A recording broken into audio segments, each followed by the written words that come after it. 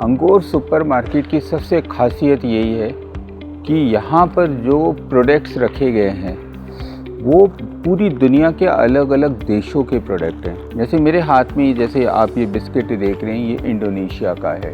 तो यहाँ पर इंडोनेशिया, फ्रांस, जापान, कोरिया, हर देश का बिस्किट्स, नमकीन, ग्रोसरी के जितने आइटम होते हैं, किराने के जितने आइटम हैं, वो सब यहाँ पर आपको दिखाई देगा। और साथ ही साथ लिखा भी रहता है कि ये किस देश का प्रोडक्ट है।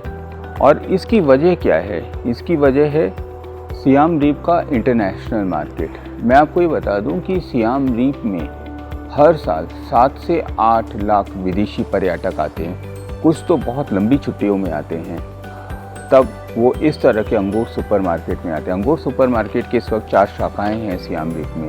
सियाम रीप जैसे छोटे से शहर में इतने बड़े सुपरमार्केट को देखकर मन में कई सवाल तो आते ही हैं, और इसका जवाब कंबोडिया की बदलती अर्थव्यवस्था में छिपा है। करीब 30 साल पहले कंबोडिया गृह युद्ध और राजनीतिक अस्थिरता से बाहर निकल रहा था। उस समय यहाँ के लोगों की आय बहुत कम थी और आधुनिक रिटेल बाजार लगभग न के बराबर।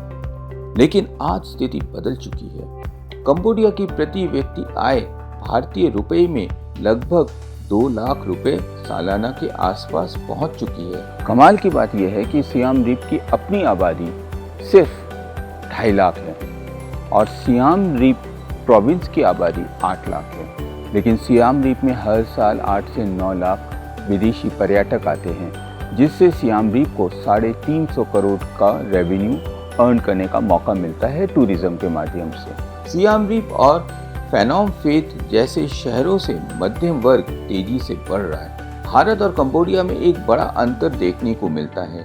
भारत में करोड़ों लोग स्थानीय किराना दुकानों से खरीदारी करते हैं, जबकि कंबोडिया के शहरी इलाकों में सुपरमार्केट तेजी से बढ़ रहे हैं। तो इतने छोटे से शहर में इतने बड़े सुपरमार्केट में जो 3 मालक 3 स्टोरी सुपरमार्केट है, इसमें आप नाम लेते रहिए, शायद ही कोई ऐसा प्रोडक्ट हो जो आपको यहाँ नहीं मिलेगा। यहाँ लोग केवल जरूरत का सामान नहीं खरीदते, बल्कि ब्रांड, गुणवत्ता और अंतर्राष्ट्रीय उत्पादों को भी महत्व देते हैं। दिलचस्प बात यह है कि कंबोडिया खुद बहुत अधिक निर्माण नहीं करता है, इसलिए यहाँ बिकने वाले हजारों उत्पाद दूसरे देशों से आयात किए जाते हैं। हाँ, अब तुरंत आपका एक सवाल मेरी तरफ से होगा, वो ये कि क्या यहाँ भारतीय प्रोडक्ट भी है? हाँ, यहाँ पर भारतीय प्रोडक्ट्स भी मैंने देखे हैं, लेकिन बहुत ज़्यादा नहीं है। यही कारण है कि आपको एक ही शेल्फ पर थाई नूडल्स, जापानी स्नैक्स, कोरियाई ड्रिंक्स और यूरोपीय चॉकलेट साथ साथ दिखाई देती है। एक चीज़ और है कि मान लीजिए आपने सिर्फ कंबोडिया का टूर करके आप जा रहे हैं, लेकिन जब कंबोडिया का टूर करके जा रहे हैं तब आपको लगेगा यार मैं कहीं फ्रांस के प्रोडक्ट्स भी लेके जा सकता हूँ, क्या मैं इंग्लैंड के प्रोडक्ट्स लेके जा सकता हूँ, क्या मैं मिडिल ईस्ट के प्रोडक्ट्स लेके जा सकता हूँ, Korean products, Japanese products, Indonesia का प्रोडक्ट, थाईलैंड का प्रोडक्ट। जी हाँ, बिल्कुल, आप यहाँ से जो है अलग अलग देशों के प्रोडक्ट्स को खरीद के लेके जा सकते हैं। इस तरह के फूड पैकेट्स आप खरीद के लेके जा सकते हैं। लेकिन इस चमकदार बाजार के पीछे एक दूसरी कहानी भी है। कंबोडिया की अर्थव्यवस्था अभी भी कपड़ा उद्योग, पर्यटन और विदेशी निवेश पर काफी निर्भर है। अगर पर्यटन बढ़ता है तो बाजार में पैसा आता है, सुपरमार्केट बढ़ते हैं और लोगों की खरीदारी बढ़ती है। लेकिन अगर पर्यटन या निर्यात में गिरावट आती है तो उसका सीधा असर उपभोक्ता बाजार पर दिखाई देता है। अगर आप सियाम रीप में आएंगे तो मैं रिकमेंड करूंगा कि आप अपने डेली के ग्रोसरीज की जो ज़रूरतें हैं उसको आप अंगूर सुपरमार्केट से पूरा कर सकते हैं। चलिए पहले तो समझते हैं कि यहाँ पर चीज़ों के क्या दाम हैं, यानी सियाम रीप में या कंबोडिया में। अगर आप एप्पल लेना चाहेंगे तो ये $4 का मिलेगा। अगर आप नाशपाती लेना चाहेंगे, मान लीजिए आप नाशपाती लेना चाहते हैं तो ये $3 का मिलेगा आपको। आप अगर यहाँ का ये लोकल फूड एवोकाडो लेना चाहते हैं तो ये ₹4.70 का मिलेगा। अगर आप ऑरेंज लेना चाहेंगे तो ये 3 kg का मिलेगा।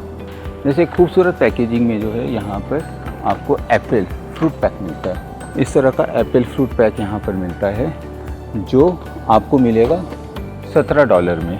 आपको इस तरह का 2 एप्पल फ्रूट पैक भी मिल सकता है जो मिलेगा आपको $2। इसी तरह से आपको जो है $6 में बेबी हनी पियर का ये इस तरह का खूबसूरत डब्बा मिलेगा। आप ये खोमने किट देख सकते हैं, ये यहाँ का लोकल फ्रूट्स है जो आपको यहाँ पर मिलेगा $10 का। इसी तरह से अगर ग्रेप्स की बात करें, ग्रेप्स अगर आपको चाहिए तो ग्रेप्स की बात करें तो ये ग्रेप्स यहाँ पर $11 का मिलेगा पर केजी। और अगर आप चाहेंगे कि मैं इस तरह का अंगूर लूँ तो ये $11 का मिलेगा पर केजी का। तो चलिए थोड़ा और एक्सप्लोर करते हैं इस मार्केट को। भारत की तुलना में कंबोडिया का बाजार छोटा है, लेकिन यहाँ बदलाव की गति बहुत तेज है। जिस तरह भारत में 1990 के दशक के बाद आधुनिक रिटेल और मॉल संस्कृति बढ़ी थी, उसी तरह का बदलाव आज कंबोडिया में दिखाई देता है। अब मैं यहाँ के जो लोकल फूड्स हैं उसके बारे में बताता हूँ। ये क्लीन वेजिटेबल 300 ग्राम जो है $1 से थोड़ा कम 90 सेंट का पड़ेगा। अगर आप यहाँ के ब्रोकली को लेना चाहेंगे, ब्रोकली, तो ये ब्रोकली आपको जो है यहाँ पर रेट इसका दिया नहीं है। कॉलीफ्लावर जो पत्ता गोभी है, पत्ता गोभी अगर आप लेना चाहेंगे तो आप यहाँ से पत्ता गोभी भी आप ले सकते हैं। चलिए थोड़ा सा और देखते हैं यहाँ पर और क्या क्या है। यहाँ पर कई तरह के फ्रूट्स आपको मिलेंगे। स्वीट पेपर यहाँ पर आपको मिलेगा। इसी तरह से जो है यहाँ पर लोटस टी मिलेगा, मतलब यहाँ के जो लोकल फूड मार्केट में मिलता है। चॉयटा स्कॉश है, ये यहाँ पर बहुत फेमस है, ये आपको यहाँ पर मिल जाएगा। इसके अलावा भुट्टा भी यहाँ पर आपको मिलेगा, ये $1 से थोड़ा कम में मिलेगा। अगर आप यहाँ पर देखेंगे तो स्नो वाइट मशरूम 250 ग्राम का जो रेट है वो $1 से थोड़ा कम 90 सेंट में मिलेगा। और इसी तरह से यहाँ पर ये एक और है एब्लॉन मशरूम। ये एब्लॉन मशरूम जो है वो $1.75 में मिलेगा। और अगर आप चाहेंगे कि मैं खीरा लूँ यहाँ पर, तो खीरे का जो रेट है वो है $1.51 का। फ़िलहाल मैं बता रहा हूँ कि यहाँ पर आपको क्या क्या मिल सकता है। यहाँ पर फ्रेश ब्लैक मशरूम भी मिलेगा जो आपको मिलेगा $2.91 का। तो और इसी तरह से यहाँ पर फाइन ब्राउन बीच मशरूम भी मिलेगा। फाइन ब्राउन बीच मशरूम जो 70 सेंट का होगा, यानी $1 से थोड़ा सा कम का है। तो आप यहाँ पर जो वैरायटी देखेंगे ये कमाल का वैरायटी है।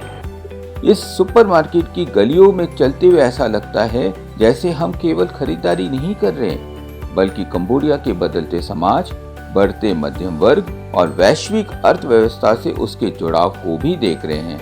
यही कारण है कि यह सुपरमार्केट केवल सामान बेचने की जगह नहीं है, बल्कि आधुनिक कंबोडिया की एक जीवंत तस्वीर है। और यहाँ पर आपको जो है सारे के सारे जो है डेयरी प्रोडक्ट्स मिलेंगे।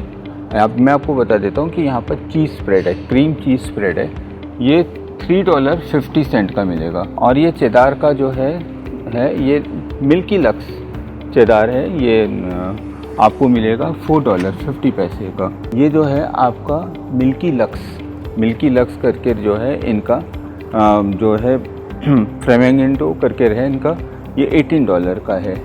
ये इनका चीज़ है। तो यहाँ पर बहुत अलग अलग वैरायटीज़ के चीज़ें, और ये चीज़ जो है ये सिर्फ कंबोडिया के लोकल प्रोडक्ट नहीं है, यहाँ पर एक्सपोर्ट के भी कई तरह के चीज़ मिलते हैं। और उसकी वजह ये है, और अलग अलग तरह के चीज़, अलग अलग वैरायटीज़ की चीज़ रखे जाते हैं। और ये जो है एक तरह से इनके जो इतने बड़े सुपरमार्केट के इकनॉमी को भी सपोर्ट करता है। अभी जैसे मैं आपको बताऊं, ये मोज़रेला चीज़ है for cooking, baking and pasta, ये $5.50 का है, यानी 175 ग्राम में $5.50 का है। और इसी तरह से कुछ चीज़ें तो इतनी यूनिक है यहाँ पर। जैसे आप अगर ये प्रोडक्ट देखेंगे तो ये जो है ग्लोवेनीज फ्रॉमेज चीज़ केजी है, यानी 1 केजी $21 का है। ऐसी चीज़ तो मैंने जो है देखी भी नहीं है हमारे देश में, जो यहाँ पर इजीली अवेलेबल है इतने बड़े सुपरमार्केट में। और नॉर्मल चीज़ अगर आप लेना चाहेंगे यहाँ पे, तो नॉर्मल चीज़ इस तरह का है, $4 का मिल जाता है आपको फर्मेंटोस चीज़। तो ये पूरा का पूरा जो सेक्शन आप देख रहे हैं, ये पूरा का पूरा सेक्शन जो है चीज़ का सेक्शन है। तो चलिए अब दूसरे सेक्शंस पे चलते हैं। कंबोडिया की अर्थव्यवस्था इस समय एक दिलचस्प मोड़ पर खड़ी है। कुछ साल पहले तक लाखों कंबोडियाई नागरिक थाईलैंड, मलेशिया और दूसरे देशों में काम करते थे और वहां से अपने परिवारों को पैसा भेजते थे। इस पैसे को रेमिटेंस कहा जाता है, लेकिन अब लगभग 10 लाख मजदूर वापस लौट आए हैं, जिसकी वजह से विदेश से आने वाला पैसा कम हो गया है। दूसरी तरफ कंबोडिया का निर्माण क्षेत्र यानी कंस्ट्रक्शन सेक्टर भी पहले जितना मजबूत नहीं रहा। नए प्रोजेक्ट कम हो गए, बैंकों से कर्ज लेने वाले प्रोजेक्ट भी घट गए। इसका असर पूरे बाजार पर दिखाई दे रहा है। यही कारण है कि 2026 में कंबोडिया की आर्थिक विकास दर केवल 3.9% रहने का अनुमान लगाया गया है। इसका सीधा असर आम लोगों की जेब पर पड़ता है। जब अर्थव्यवस्था धीमी होती है तो लोगों की आमदनी बढ़ने की गति रुक जाती है। कई परिवारों के लिए खर्च चलाना मुश्किल हो जाता है। विश्व बैंक का अनुमान है कि 10 लाख से अधिक लोग दोबारा गरीबी की ओर जा सकते हैं। ये पूरा का पूरा जो है ये आपके नॉन वेज का सेक्शन है, यानी पूरी दुनिया के जो मीट प्रोडक्ट्स हैं उसे आप यहाँ पर आके देख सकते हैं। हालांकि हम लोग बीफ नहीं खाते हैं, लेकिन बीफ का जो चलन है वो यूरोप के मार्केट में और साउथ ईस्ट एशिया के मार्केट में बहुत कॉमन है। तो उन लोगों के लिए जो है वहाँ के प्रोडक्ट्स को यहाँ पर लाया जाता है। यहाँ पर ब्राज़ील के भी बहुत अच्छे फ्रेश प्रोडक्ट्स मिलते हैं। तो ये जो पूरा मार्केट आप देख रहे हैं, यहाँ पर दुनिया भर के exported beef meat, exported fish products भी यहाँ पर रखे जाते हैं ताकि वो अपनी कंट्री का पसंद का जो खाना है वो यहाँ पर ले पाएँ। और इसी वजह से जो है अंगोर सुपरमार्केट को यहाँ के फॉरेन टूरिस्ट बहुत पसंद करते हैं। और हम इंडियंस को तो चिकन पसंद ही है, और चिकन के मामले में यहाँ पर बहुत लजीज चीज़ें हैं। आइए मैं आपको बताता हूँ। ये फुल चिकन है, खीमीर का फुल चिकन है और इसका प्राइस है $7.20 का। और अगर आपको लगेगा कि मैं थोड़ा सा कम लूँ तो यहाँ पर चिकन हाइट्स है $2.21 का। इसमें चिकन के सिर्फ लेग पीसेस भी आप देख सकते हैं, कमाल के हैं। ये चिकन लेग पीस है $2.47 का। यहाँ पर चिकन के सारे प्रोडक्ट्स हैं। ये चिकन के $3.33 का चिकन है, चिकन ब्रेस्ट है। तो ये पूरा का पूरा जो है चिकन से है। होल चिकन कट भी है, खीमीर होल चिकन है। यहाँ पर आप अपने लिए अपने पसंद का चिकन खरीद सकते हैं। मैं सोच रहा हूँ कि जो कुछ इस तरह की चीज़ें अगर मेरे देश में भी होती, कमाल का रहता नहीं। और ये पूरा का पूरा जो है फ़िश सेक्शन है। जैसे यहाँ पर साबा फ़िश है, ये $5.50 पर केजी है। फिश सीबेस है $9.50 पर केजी है। यहाँ पर आपको जो है गाय का मीट मिलेगा, फ्रेश एंड क्लीन मीट इन लोगों ने यहाँ लिखा हुआ है। ये खीमीर फिश शैंक भी है, खीमीर फिश शैंक मैं आपको एक बार दिखा देता हूँ। ये सब एक्सपोर्टेड फ़िश प्रोडक्ट है जो यहाँ पर आपको मिलेगा। यहाँ पर कई और तरह के भी प्रोडक्ट्स है, मैं दिखा दूँ। ये पोर्क का लीवर एंड हार्ट है।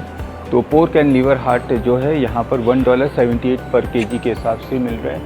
यहीं पर आपको ड्राई वॉकिंग कैट फिश भी मिलेगा।